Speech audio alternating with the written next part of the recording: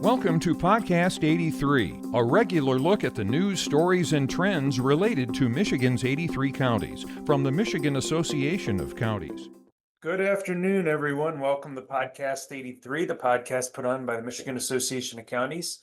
Today, we are joined with Deena Bosworth and Samantha Gibson from the MAC staff. My name's Steve Currie. I'm the executive director of MAC. Deena, Sam, how was the weekend?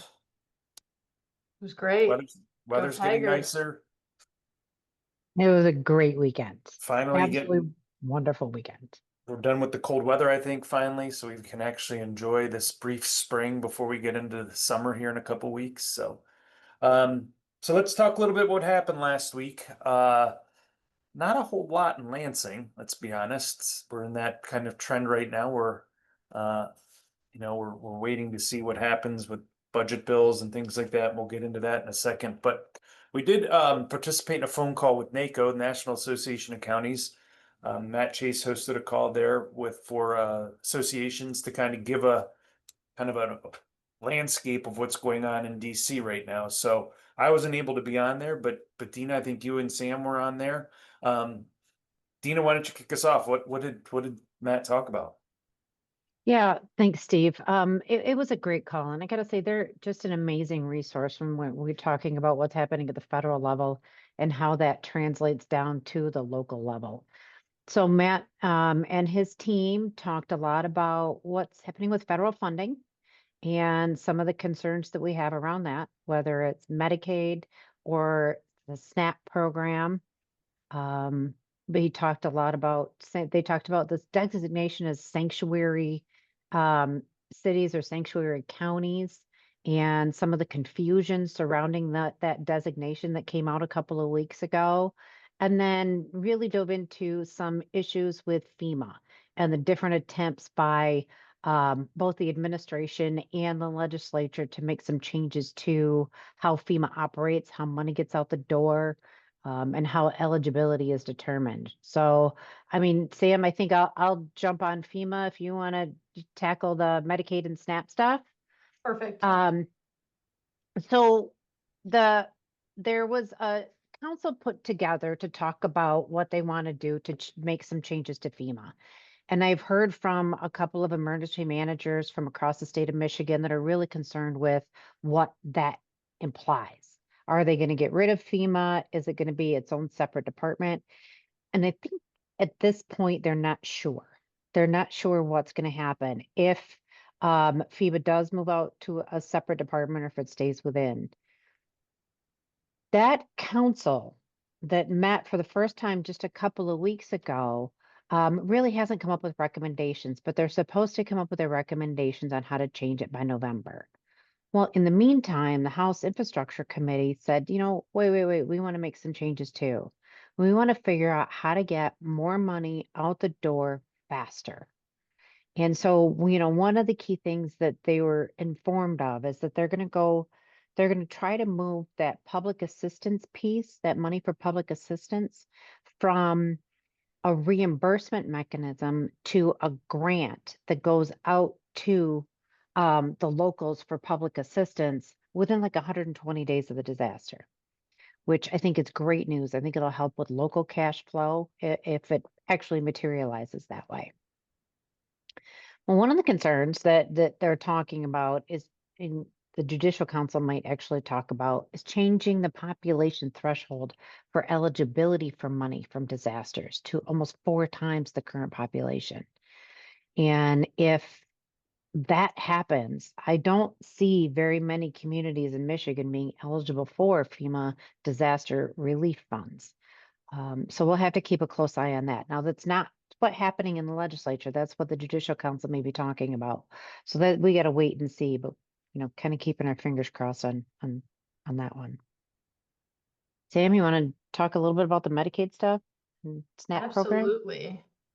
Yeah, so the federal government, as President Trump ran on this, changing Medicaid, cutting costs.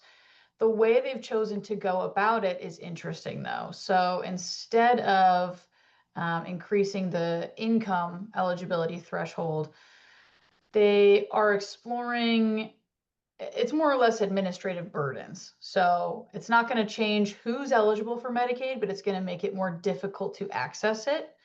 And on that call with NACo, we had discussed that might not really be a deterrent, and all it's going to do is just make it more difficult for people to access it. The same group of folks are going to continue to try to do so. So it remains to be seen what the increased paperwork requirements will look like with Medicaid.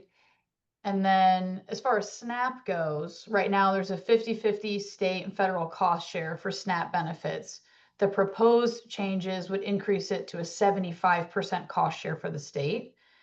Again, the same eligible individuals are going to need these benefits, but now the state's going to have to carry a significant burden in providing that. So we're looking at potential, increases in overwhelming local systems, and folks may be discouraged from participating, but the same people are going to need those resources. So we'll see what the federal government ends up implementing on the regulatory side for those applications. It's like Yeah. a cost shift. That's really what's happening. It's a cost shift from the federal government down to the locals. And if they're trying to trim fat in some of these programs, Medicaid or SNAP, what it sounds like is, well, we're going to kind of leave it up to the locals to figure out how to trim that fat by making the regulatory burden so high that it discourages people from going through the entire process. Well, unfortunately, that means that the locals, the state and the locals are going to have to do more fact checking, more reporting, more administrative paperwork.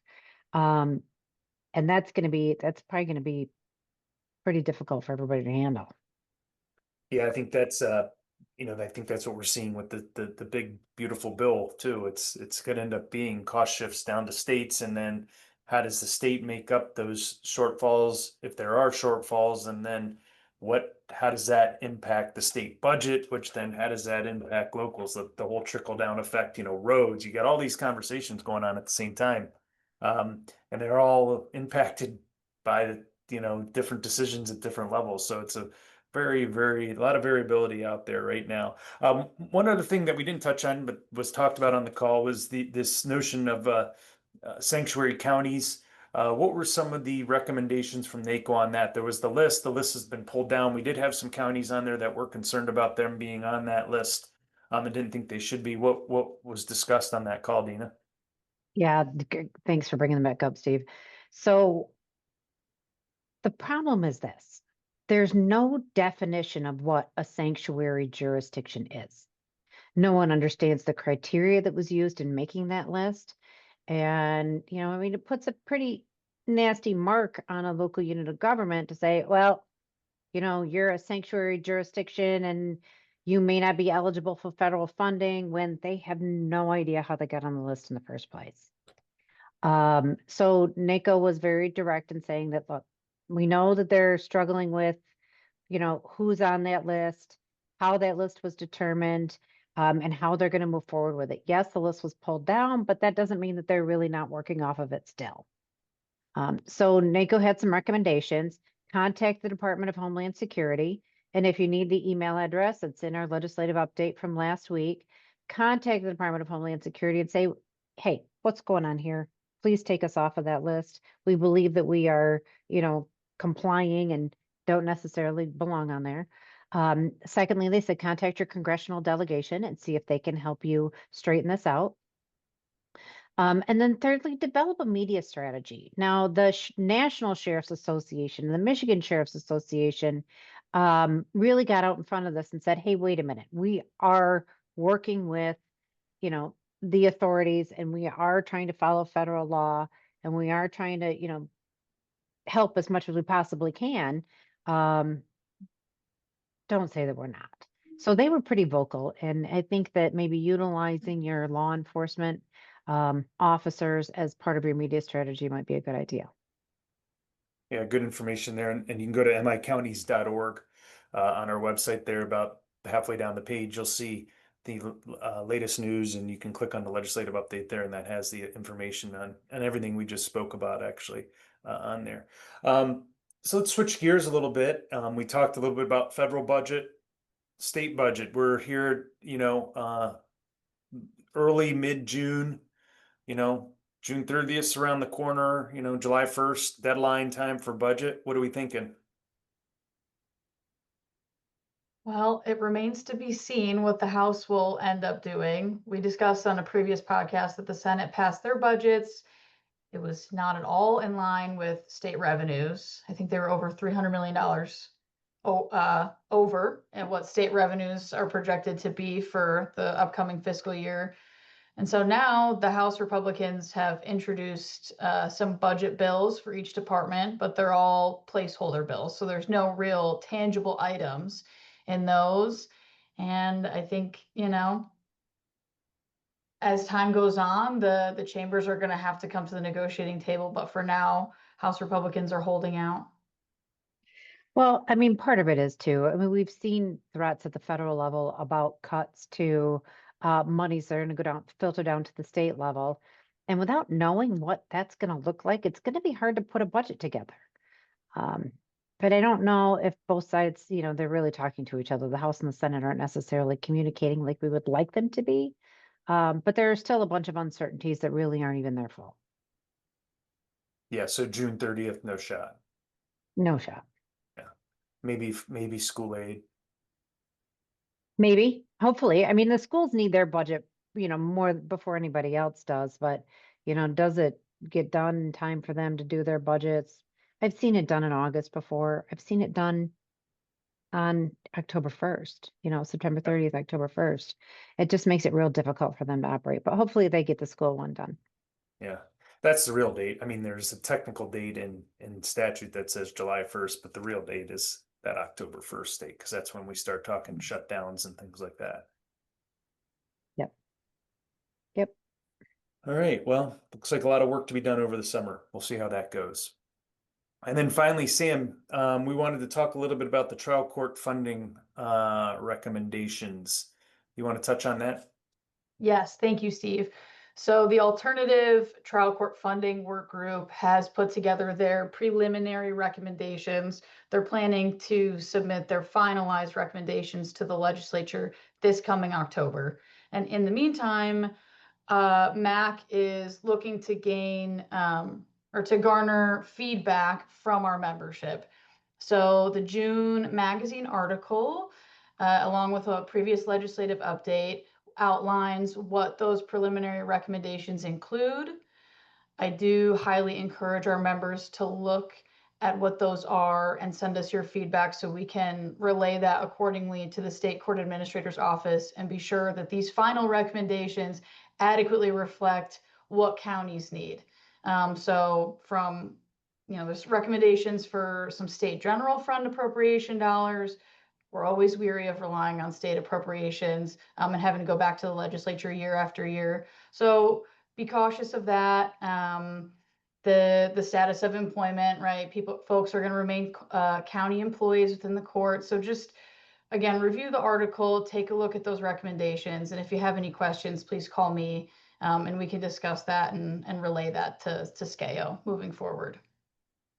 Yeah, so the process is still moving along, get these recommendations, then at some point they get turned into bills, then negotiations start. So it's still ways off, but we do have, some information out there to start looking at. So thanks for that update.